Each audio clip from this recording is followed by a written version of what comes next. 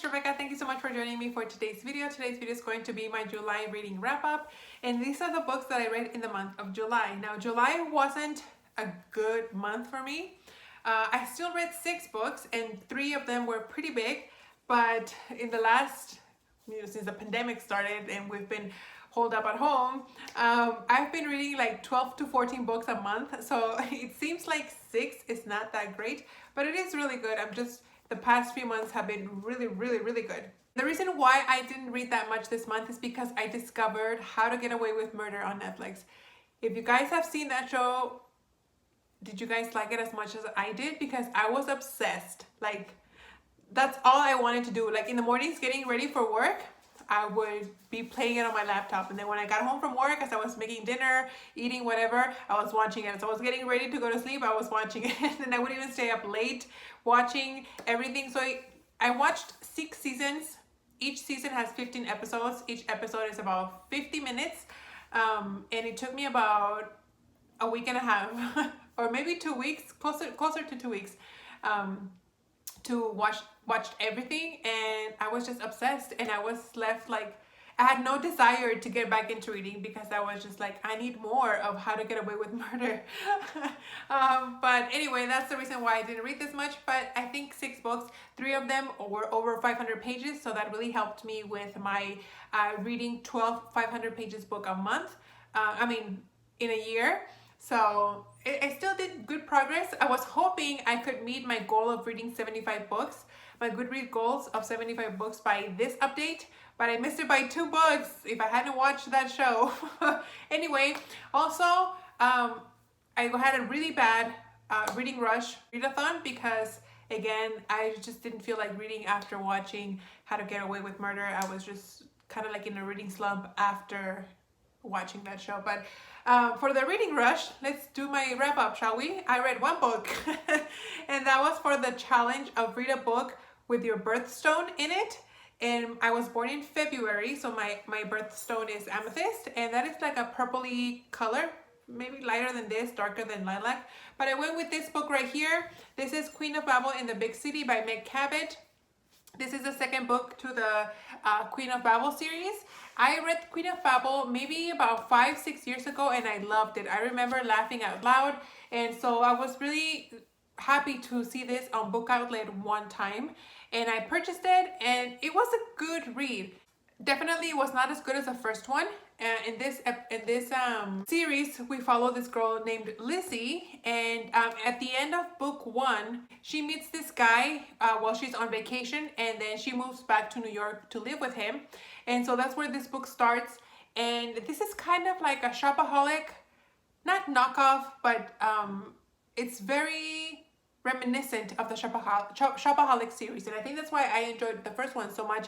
This one was not quite as funny as the first one, but it could be that, I'm 6 years older than when I first read the first one, so it could be that. In this book, we follow Lizzie, like I said. She has moved in with her boyfriend in New York, and then she starts to realize that, well, maybe, things were great because we were on vacation in a different country. Now when we're at home, being ourselves and really just regular day-to-day life, maybe we're not as compatible as we thought we were. It says a great summer read, and I think that's a good way to describe it. It's a fun summer book, but it's not like super funny, you must get it now. I think if you don't read it, you're not missing anything. But I enjoyed it. I gave it 3 stars. I forgot to say, this book also completed one of my letters from my A to Z reading challenge.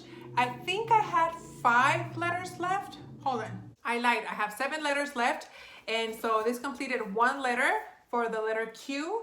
And now I only have 6 letters left. But still, I have plenty of time still, I think, for 6 letters. So I should be able to complete them. Then I also read Still Me by Jojo Moyes. This is the 3rd book in the Me Before You, not series, but it's kind of like companion kind of books. I really enjoyed this book. I remember Me Before You very vividly, like if I just read it yesterday. After You, I don't really remember what happened in that book. I remember liking it because I felt like Louisa, she just took care of Will so much in the first book, and I feel like in the second book, Louisa kind of like finds herself and knows, like, starts caring for her. But I don't remember really the details of what happens in that book. And in this book, she moves from England to New York to try to realize, like, herself after having found herself in After You. This one was really nice. It's really cute. It's not in no way, shape, or form as good as Me Before You. But it's still very heartwarming. I realize how much I like Louisa, and she's one of those characters that she puts others before herself, but she doesn't do it in an annoying way. You know, there are some characters where you're reading about how they sacrifice so much for so and so and for this cause or whatever, and you're like, oh, you're so stupid. Like, why would you do that? Like, think of for yourself. But Louisa is such a selfless person, and you just root for her, and I just really loved it. I think this is the last book. I don't think she came up with any more books after this one. I love it. It's probably my second favorite after Me Before You, and I watched the movie after reading this book. I watched Me Before You just because I was really excited to get back into the world, and I love that movie. I think it's good. So yeah, really enjoyed it. I think I gave it 4 or 5 stars. I don't remember. The next book that I read is this book from Linda Castillo. This is A Gathering of Secrets. This is the 10th book in the Kate Burkholder series. You guys know I've been breezing through this series. I officially don't own any more. Well, I just purchased book 11. And I think she just came back with book 12. But anyway, this whole series, in case this is the first video you're seeing of me, this is about Kate Burkholder. She is the chief of police, not the sheriff, the chief of police in this small town where they have this Amish country, and they have been finding like all these crimes set in the Amish village there. So this is no different. In this book, we follow Kate doing an investigation on this barn that burnt down, and as they're going in there to investigate like the arson crime scene or whatever, they discover that there's a body there that was actually burned alive. After they do the investigation, they realize that the person was alive, and so this boy that was burnt alive was this guy that was very well respected. Everybody loved him. You know, he was like the picture of like a perfect Amish boy, until they start doing investigation and things come to light that maybe he wasn't as good and as, you know, saint as people thought he was. Kate Burkholder books, they're not very big, but they're so action-packed and they're so mysterious that everything moves along really, really fast.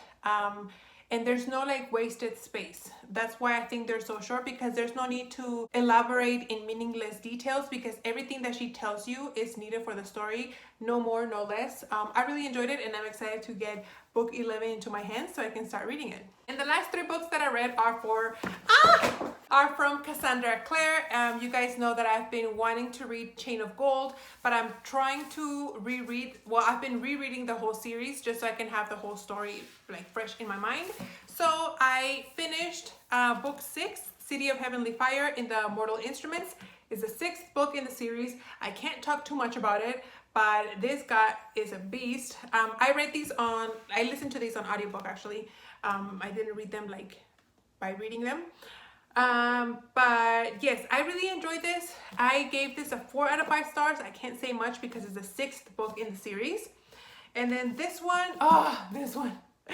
just solidified that I like the Infernal Devices more than the Mortal Instruments.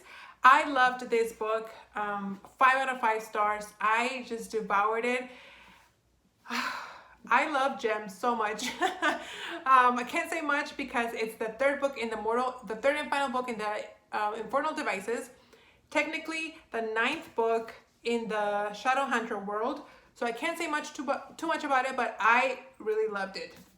So after I finished Clockwork Princess, I started reading Lady Midnight, which is technically book 10. So this, again, I can't say much about this, but this is a spin-off of the world of City of Heavenly Fire. We follow Emma Carstairs. So we follow her story, and Clary and Jace still, and the whole gang still makes up an appearance in this book, but this is mainly following her story. But there's a lot of like back that you need to learn, I think, to be able to appreciate this, that you find in the Mortal Instruments. I think just for the sake of knowing the whole story, you should also read the Mortal Instruments, no, the Infernal Devices, before reading here. But I started reading Lord of Shadows, and I've only read maybe about a fourth of it. I'm finally getting back into the groove of reading again. But that other book is also like as big as this one. So I don't think, I still have maybe about 5 days before the month is over, but I don't think I'm gonna be able to finish it. So I figured I would just take my time and enjoy the book, and not try to speed read it and then forget what I just read in order for the sake of this video, you know? So I'll just finish that book in August, and hopefully I can get through Lord of Shadows and I can get started in Queen of Air and Darkness. I haven't read that. Every other book I've already read twice, and hopefully Queen of Air and Darkness will be as good as everybody says, and that way I can get started on Chain of Gold. So I don't own it, but I'll just like to have read everything so I can be ready for when I do buy it, I can just read it right away. So anyway, those are all the 6 books that I finished for this month. Thank you guys so much for watching. I hope you guys enjoyed, and I'll see you on the next one.